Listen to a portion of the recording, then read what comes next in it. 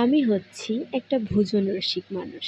আমি খেতে যেমন ভালোবাসি, তেমন রান্না করতেও অনেক বেশি।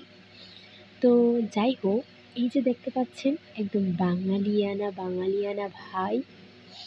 তো এখানে দেখতে পাচ্ছেন আমি প্রথমেই কিন্তু বাদাম ভর্তা খাচ্ছিলাম। এই বাদাম ভর্তাটা এত মজা হয়েছিল! উম আমার তো এখনই জিভে জল চলে আসছিল। যাই হোক, এটা অনেক ভালো লেগেছিল, সাথে কাঁচামরিচ দিয়ে।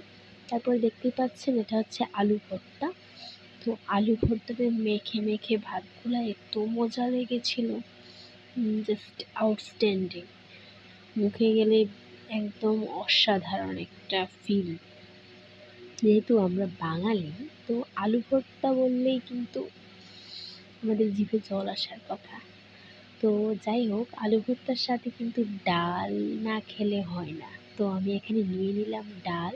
ডালটা ছিল মসুর ডালের, আর ডালটা অনেক বেশি মজা হয়েছিল। আর দেখতে পাচ্ছেন কালারটা কত সুন্দর, আর সাথে কিন্তু কাঁচামরিচও ছিল।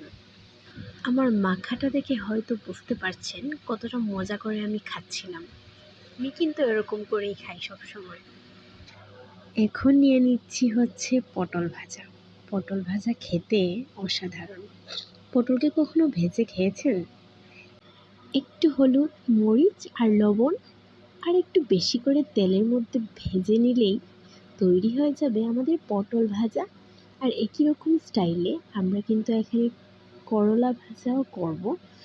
এটা করলা না কাঁকরোল, আমি আসলে কনফিউশনে পড়ে যাই, কিন্তু এটা খেতেও বেশ মজা লাগে আমার।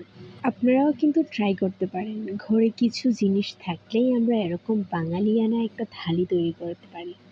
তো যাই হোক, আজকের ভিডিওটা এখান পর্যন্তই থাক। আসসালামু আলাইকুম। আল্লাহ হাফেজ।